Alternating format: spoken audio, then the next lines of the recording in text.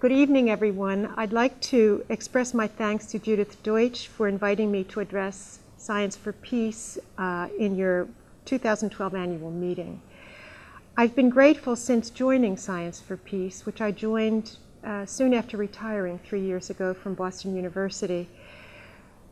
I'm grateful for the company of others, trained in science, but who did not leave their humanism behind, and who are laser clear on the larger issues of the day: militarism with its hyper-masculine culture and values, climate change and the loss of biodiversity, and growing legacy of pollution from our current industrial model.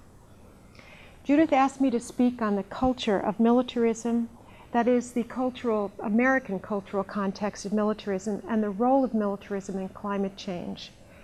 My focus is the U.S. because of the mammoth U.S. military footprint and the U.S. role in climate change through consumption patterns, specifically and especially military consumption.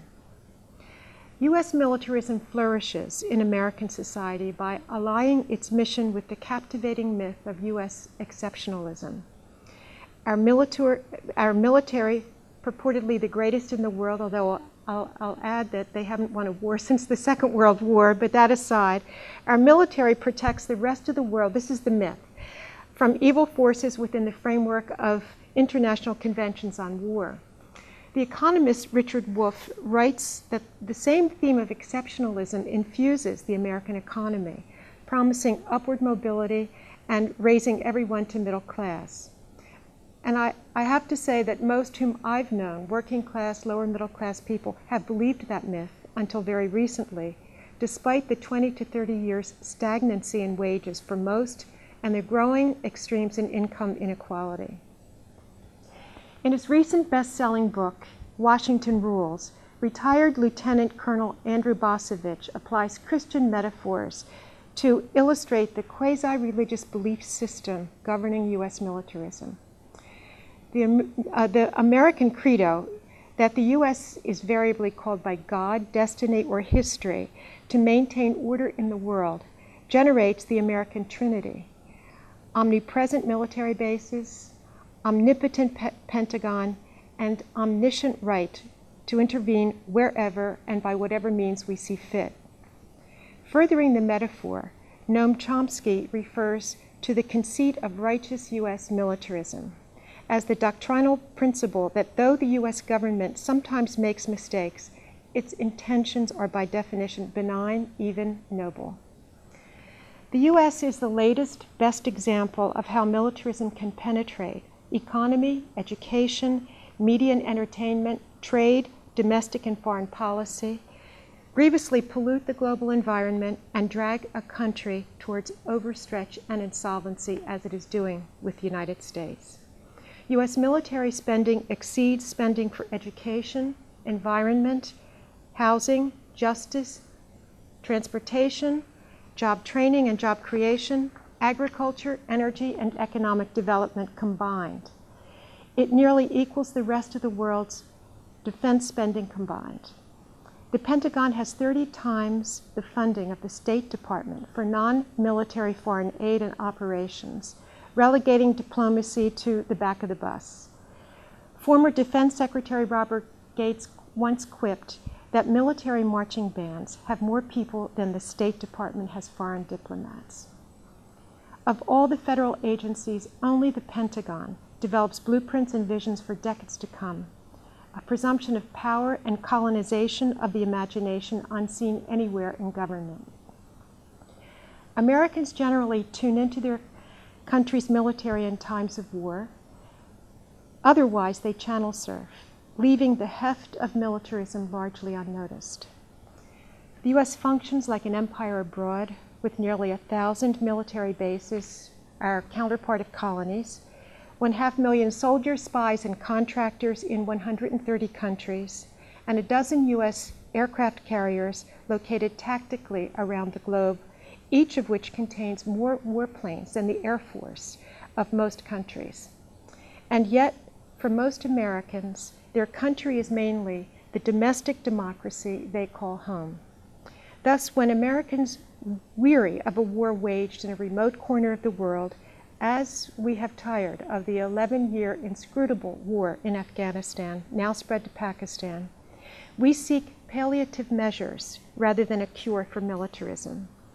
National war fatigue, which we are currently suffering from, scarcely plumbs the depths of the U.S. military reach into culture, federal budget, economy, global geography, and outer space. Our national security has reduced in large part to energy security, which has led us to militarizing our access to oil through establishing a military presence across the oil-bearing regions of the world and instigating armed conflict in Iraq and sustaining it in Afghanistan. Another ferocious demand factor is the octopus of defense industry companies who have spread their tentacles to nearly all of the states and control the majority of congressionals. The 10 largest government contractors are military contractors who spend millions a year on lobbying and millions more on political contributions. But perhaps the most elusive driving factor of war is the values that underpin the tradition and habit of militarized solutions. War mirrors the culture of a country. U.S. militarism is distinctly shaped by core elements of American identity. These determining cultural forces are, according to military historian Victor Davis Hanson, and I'll list the ones he has listed as underpinning our military culture: manifest destiny, frontier mentality, rugged individualism, and what he calls a muscular independence, unfettered market capitalism, the ideal of meritocracy.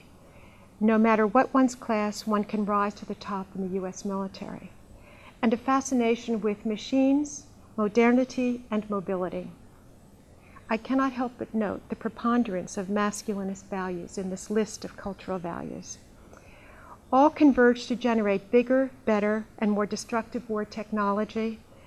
He adds that the integration of military into society is smoothed through the Second Amendment right to bear arms. This cultural competence for high-tech war, with its origins in our past annihilation of Native Americans, will be our society's nemesis unless we do critical soul-searching about our cultural and personal values and actively engage in transforming them. There are a plenitude of cross-currents in our society that have profoundly challenged the dominant cultural profile limned by this militarist, Hanson. And they are the women's, civil rights, and immigrants' rights movements, the anti-war and peace movements, the recent Occupy movement, public intellectuals and progressive media, peace and justice studies, progressive labor and health workers, the cooperative and transition towns movements, and a handful of progressive politicians, among others. The challenge is how to build voice, social cohesion, and public influence for our shared values of a sense of community, connection to nature, concern for the exploited, and thirst for equity and justice against the dominant market messages of wealth, social prestige, image, power through dominance, and meeting conflict with force. Oil is indispensable for war. Correspondingly, militarism is the most oil-exhaustive activity on the planet, growing more so with faster, bigger, more fuel-guzzling tanks, planes, and naval vessels employed in more intensive air and ground wars. At the outset of the Iraq War in March 2003, the Army estimated it would need more than 40 million gallons of gasoline for 3 weeks of combat, exceeding the total quantity used by all Allied forces in the 4 years of World War I. The U.S. Air Force is the single largest consumer of jet fuel in the world. A quarter of the world's jet fuel feeds the Air Force fleet of flying killing machines. In 2006, they consumed as much fuel as U.S. planes did during the Second World War, that's 1941 to 45, an astounding 2.6 billion gallons. Barry Sander notes with a load of tragic irony that while many of us assiduously reduce our carbon footprint through simpler living, eating locally, recycling and reusing, energy conservation, taking public transportation, installing solar panels, and so on, the single largest institutional polluter and contributor to global warming, the U.S. military, is immune to climate change concerns. The military reports no climate change emissions to any national or international body, thanks to U.S. arm twisting during the 1997 negotiations of the first international accord to limit global warming emissions, the Kyoto Protocol on Climate Change. Only recently has the momentous issue of military fuel use and its massive yet concealed role in global climate change come to the foreground, thanks to Sanders and a handful of other perspicacious researchers. An analysis by researchers at Oil Change International quantifies the greenhouse gas emissions of the Iraq War and the opportunity costs involved in fighting the war rather than investing in clean technology during the years 2003 to 2007. Their key findings are unambiguous about the vast climate pollution of war and the lockstep bipartisan policy of forfeiting future global health for present-day militarism. So here are a couple of their selected findings. The projected full costs of the Iraq War, it's an estimated $3 trillion, would cover all of the global investments in renewable power generation needed between now and 2030 to reverse global warming trends. A second finding, between 2003 and 2007, the war generated at least 141 million metric tons of carbon dioxide equivalent, more each year of the war than 139 of the world's countries release annually. Just how much petroleum the Pentagon consumes is one of the best kept secrets in government. And Sanders observes that more likely no one in DOD even knows. He said it's easier to find statistics on casualties in the war than it is on fossil fuel energy used in the war. His unremitting effort to ferret out the numbers is one of the most thorough to date.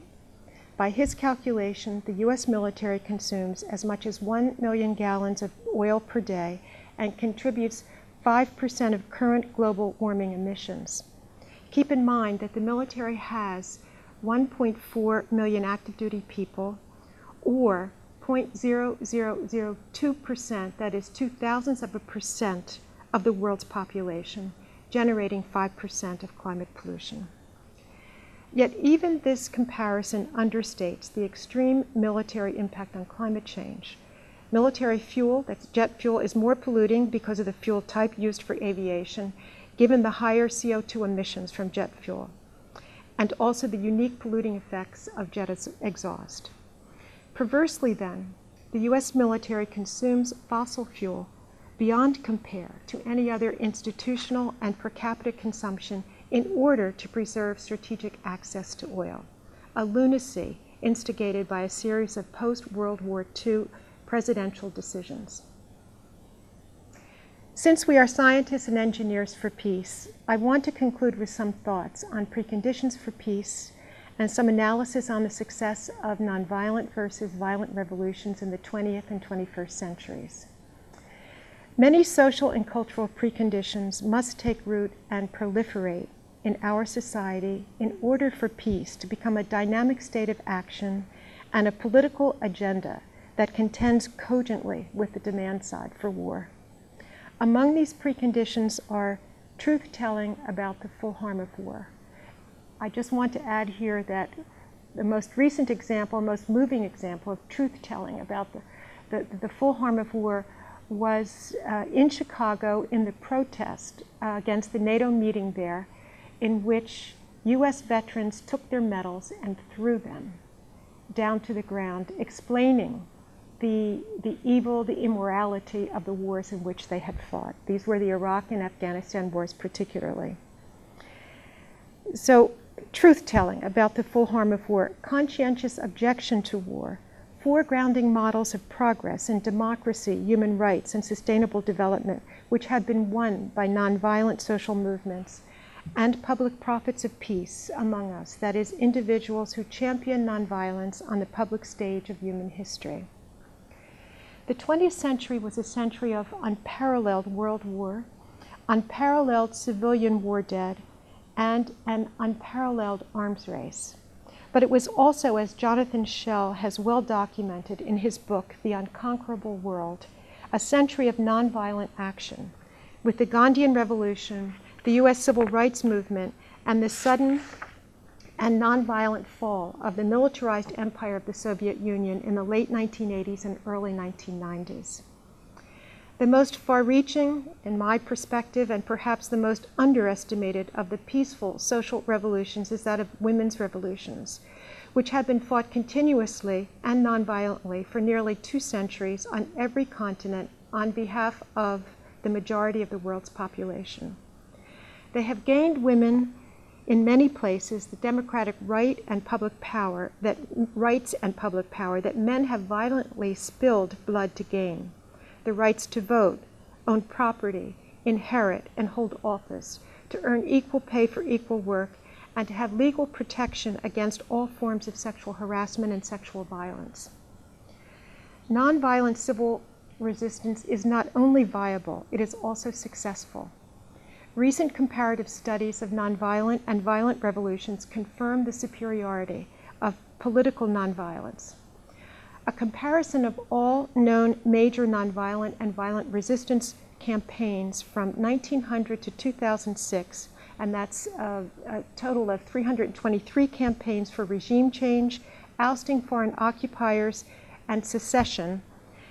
The results have now been published in the book, Why Civil Resistance Works. The researchers found that nonviolence was twice as successful as violent struggle, 53% versus 26% in those struggles. Moreover, nonviolent campaigns in the face of regime crackdowns are 6 times more likely to achieve full success than violent campaigns facing comparable repression, and 12 times likelier to achieve limited concessions than violent struggle. A second comparative study of political transitions in 67 countries from 1972 through 2005, and entitled How Freedom is Won, also confirmed the superiority of nonviolent resistance as the major agent for change in the majority of national conflicts. Specifically, broad-based nonviolent civic resistance that uses mass protests, boycotts, protests, blockades, strikes, and civil disobedience is more successful in undermining authoritarian rulers, attacking their support, and fostering the emergence of durable democratic governments. Abolishing armed conflict and purging militarism from our political system may seem an unattainable ideal, but so also did the full human equality of women, outlawing slavery, universal education, the rights of animals and nature, and a multitude of other once impossible dreams. It is instead an unquestionable and urgent necessity. Thank you.